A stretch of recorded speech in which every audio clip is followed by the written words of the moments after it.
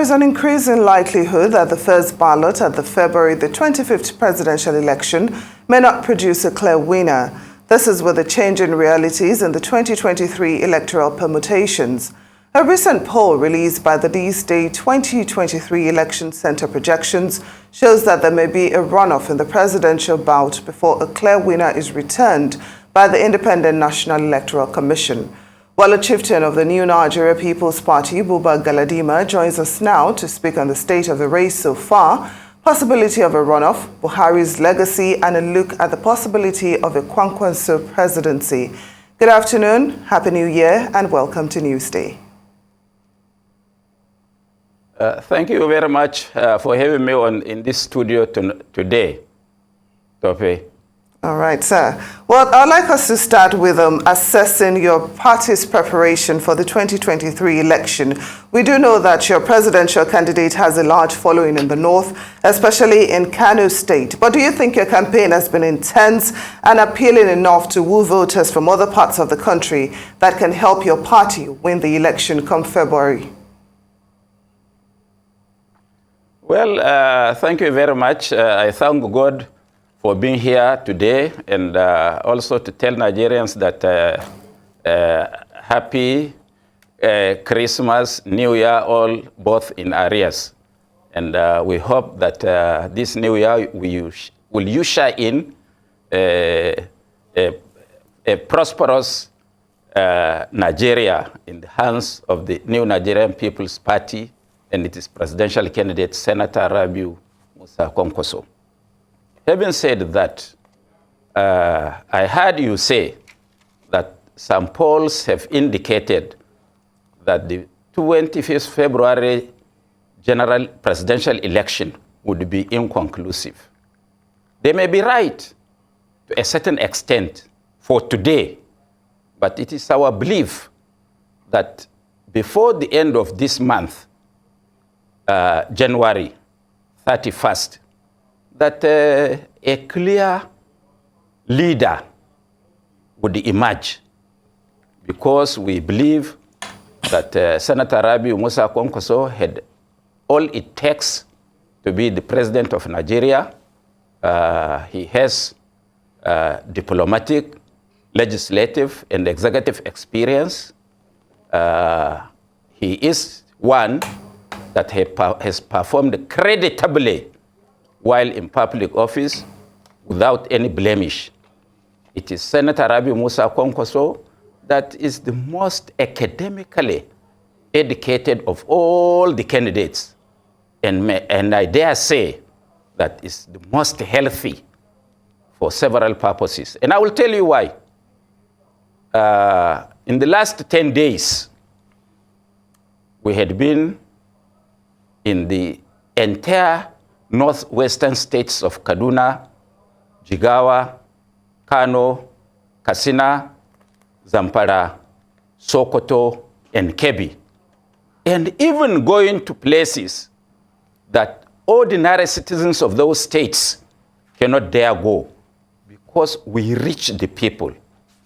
We have gone beyond campaigns in state capitals where our opponents land like eagle at the airport, address people, and take off. We go to the people, and the people respond. They see him as a messiah that has come to salvage this country, not on the basis of what he say he will do, but on the basis of what he had done while in public office before. And there is no candidate that can equal such a performance while in public office. In fact, Tope, let me tell you that I am pained that some uninformed Nigerians still would follow either APC or PDP candidates. They are outdated. They are too old. They should go and rest, because Nigeria of today needs a president that can work 25 hours per day, not 24. Because what we had seen the problems of this country is enormous, and it needs somebody with the knowledge, in fact, with the courage and with experience to tackle them heads on. And after coming back to Abuja 3 days ago in the night, the following day, Sunday, we attended a wedding ceremony where Senator Rabiu Musa Kwankwaso gave out orphans, 17 of them at Dakwa, for marriage. You should also be there to see the kind of human beings that had come to witness this ceremony.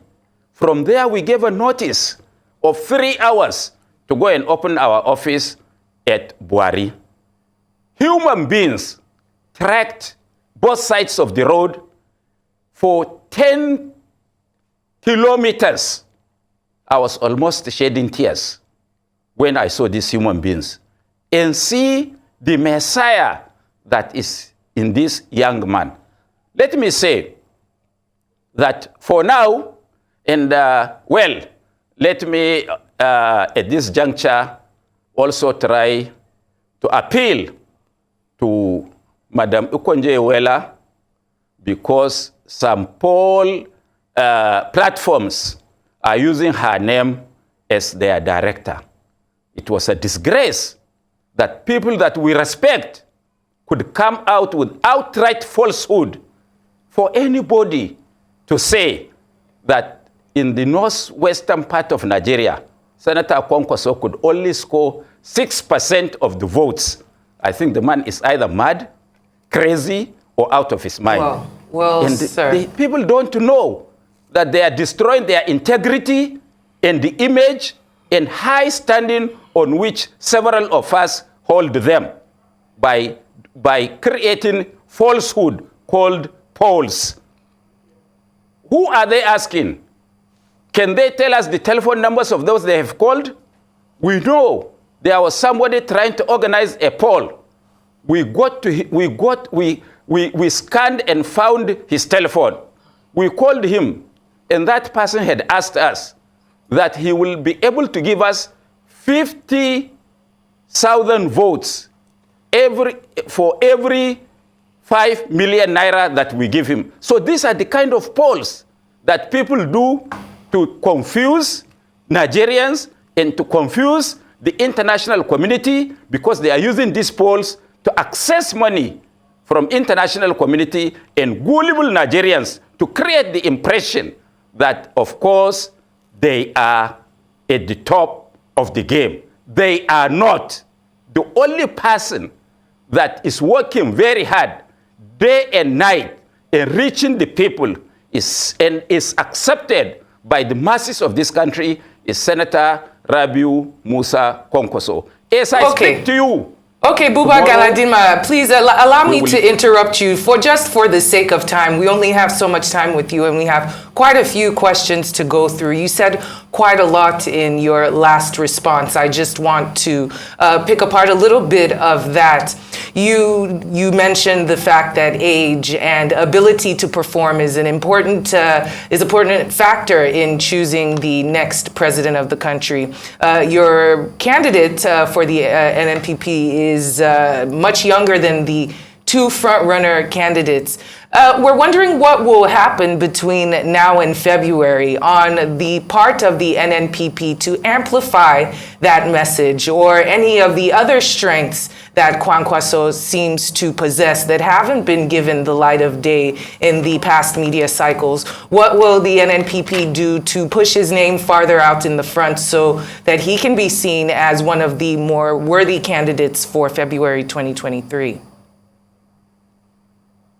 Well, Tope, practically, we send you people in Arise TV and all other media outfits in the country, our road rallies across the country. We reach the people. We are accepted by the people. The people believe in us. They have trust in us, because even our slogan means trust. Amana means trust. I don't know those who conduct polls. Either they ask the likes of Tope high up there, or they asked the likes of Buba Galadima down the ladder. Because how can somebody not working ever win an election? Who were the front runners? Kwankwaso is the front runner. You mean those guys in AP? Can anybody in his sense, in his outright sense, vote for an APC government or vote for a PDP government?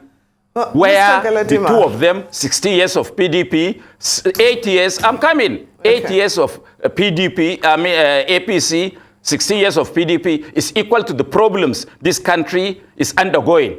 And some of them have got the courage to insult us right to our faces, that they will add on our own hunger, poverty, and plight when they are voted for. That they will be starting from where this government is living, or they will be starting from where PDP has left. So it means they want to decimate Nigeria completely, because the ordinary man on the street who is suffering from hunger, suffering from poverty, suffering from insecurity, suffering from no education, no health facility, I'm sure by the time you add to his hardship under these two that were done by these two governments, he could have been strangulated to death. Now, Mr. Galadima, it seems that you really do not believe in what the polls are saying, but there is somebody who actually has a lot of faith in Peter Obi of the Labour Party, and that's the former president of Nigeria, Olusegun Obasanjo. He has openly endorsed Peter Obi, and he says it's time for youths to retake the country. As far as is concerned, the other front runners are same of the same. So what's your take on this, and how do you think this will affect your party's chances in 2023, considering the fact that at the time, your presidential candidate was also a member of the other parties in question? Well, first, let's deal with the Obasanjo issue. I want to tell you that Obasanjo is one person we respect for two reasons. First, he's an elder statesman. Two, he is an old man. And in African sense, you don't insult the aged or the old. So we respect him for that. But ab initio, we knew, and he told us that he is promoting Peter Obi. So it is only new. I saw some parties, APC, PDP, responding. We don't even find it worthy of response because we know his stand. So we leave him with his view. Nigeria has gone beyond the thinking of General Obasanjo. It was those years that he was the best. But now, the country has gone beyond his own thinking. And let me say that in the 5 or 6 pages that General Obasanjo wrote, which I read, he didn't make one point that will endear his endorsement to the ordinary Nigerians. First, he tried to call on the youth to support his endorsement. But he did not give reason why the youth should support that endorsement. The youth know that it is Senator Rabiu Musa Kwankwaso, while in public office, promoted education to its highest level. They know that it was Senator Rabiu Musa Kwankwaso that empowered the youth, unless the youth Obasanjo is talking about are coming from the heaven, not the ones that we know in Nigeria. And the government of Senator Rabiu Musa Kwankwaso had been youth and women friendly more than any government from 1999 to date. But I concede one fact to what Obasanjo said. What he said is that he's recommending Peter Obi because it will be his 3rd term. He told us in the letter, read the letter, he said that it is only Peter Obi that has got people who can pull his ears. Meaning that Peter Obi will be a figure president, while Obasanjo and one other person he mentioned, he alluded to from the north. We've not had that person. Let him dare mention that person, and we will see how we can also deal with the fellow. He didn't. So he said they are the ones that will control the government.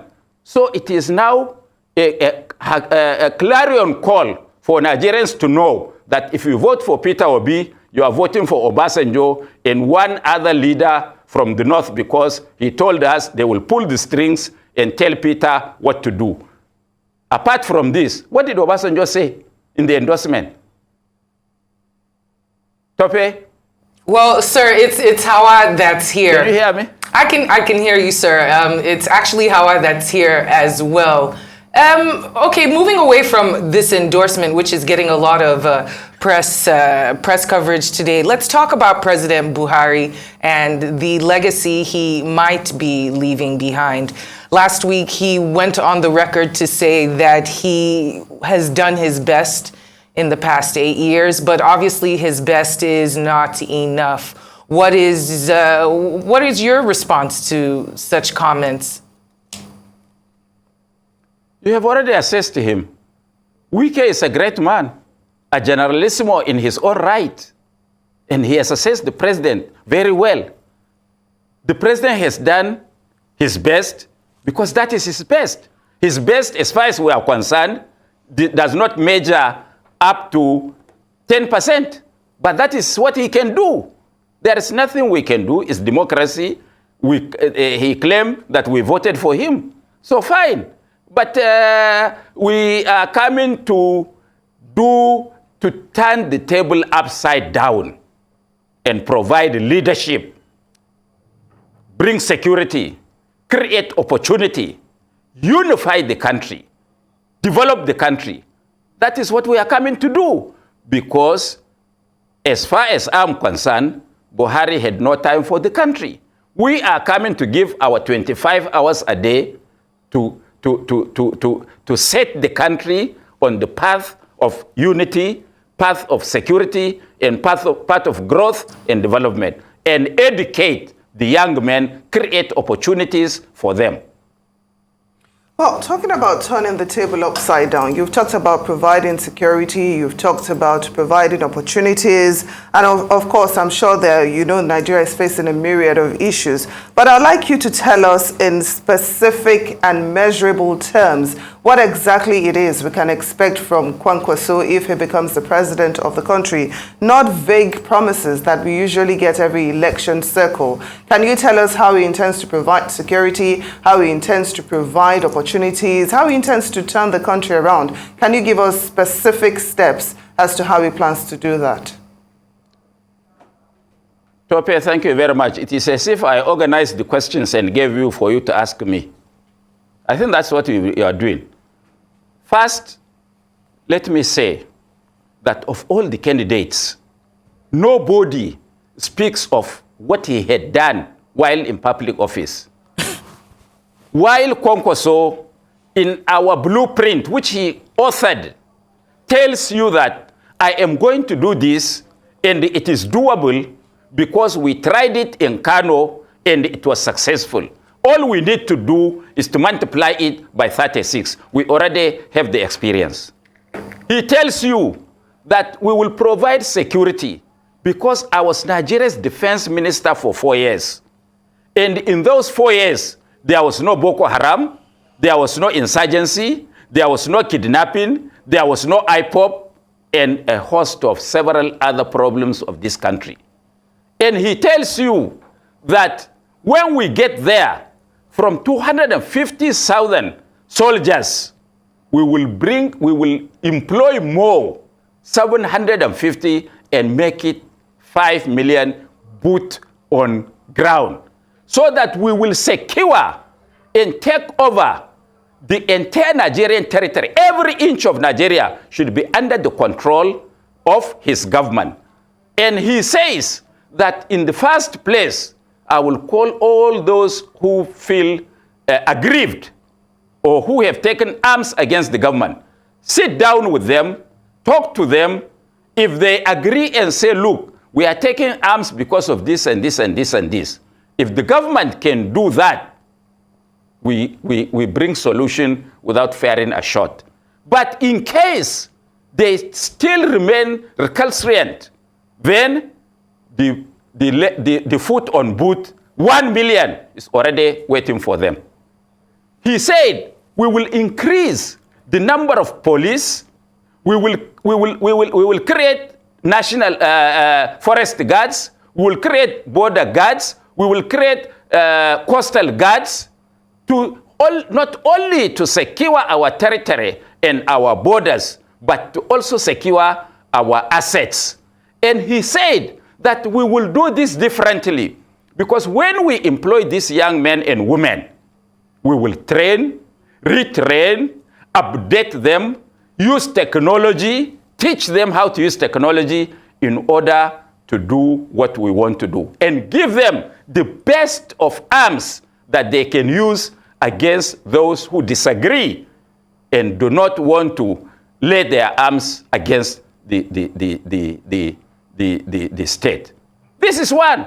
And the man tells you, for example, OPEC have given us, our quota by OPEC is 2.2 million barrels of crude oil per day. Now we produce only 900,000, or we sell only 900,000. The balance is being stolen. I'm sure, Tope, you are not one of those who steal the crude oil. I'm sure, I know that. So those who steal the crude oil, we know them. We know them. We will decisively deal with them by using technology, by policing our territorial waters, not only by the coastal guards, not only by the Navy, but using technology under the sea to detect any pilferage into our crude oil. Now, for example, we vote millions of naira for, what do you call it, this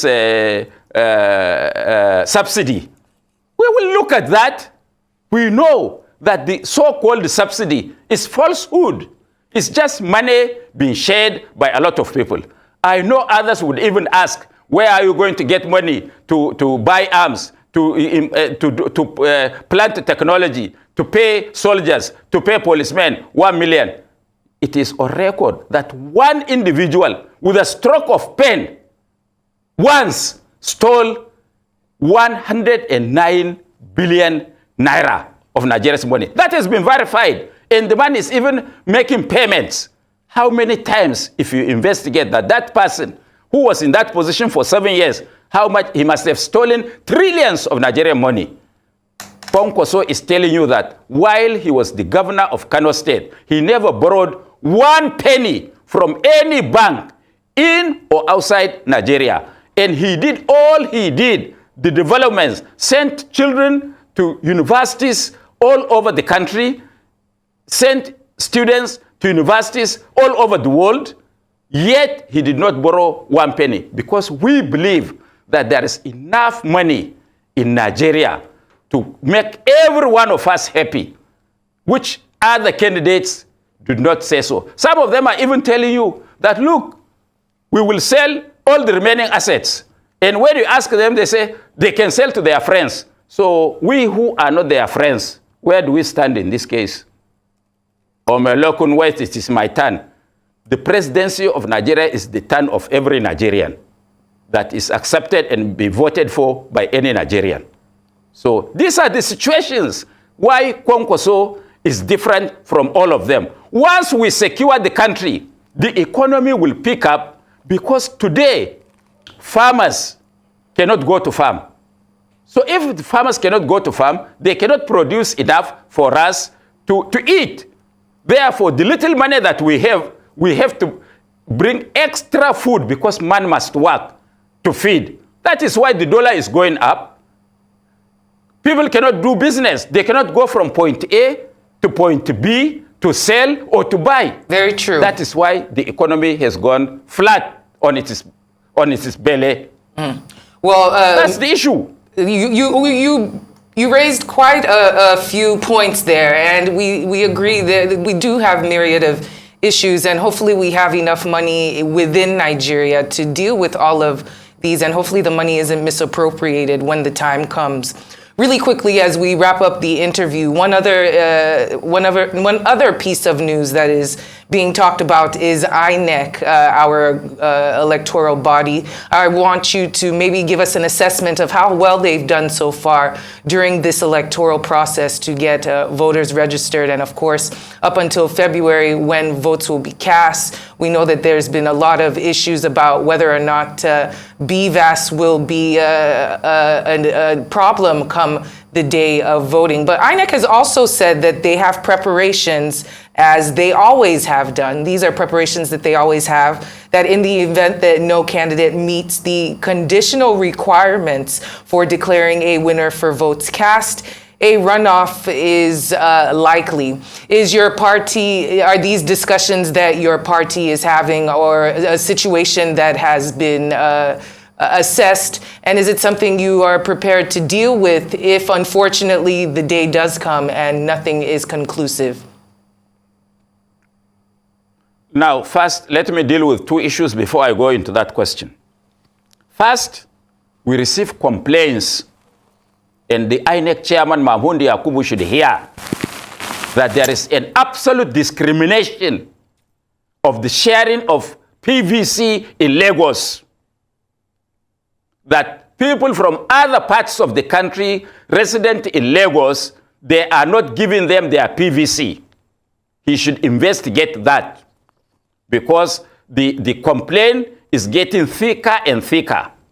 Two, that the APC had voted billions of naira to buy off PVC in the northwestern part of Nigeria.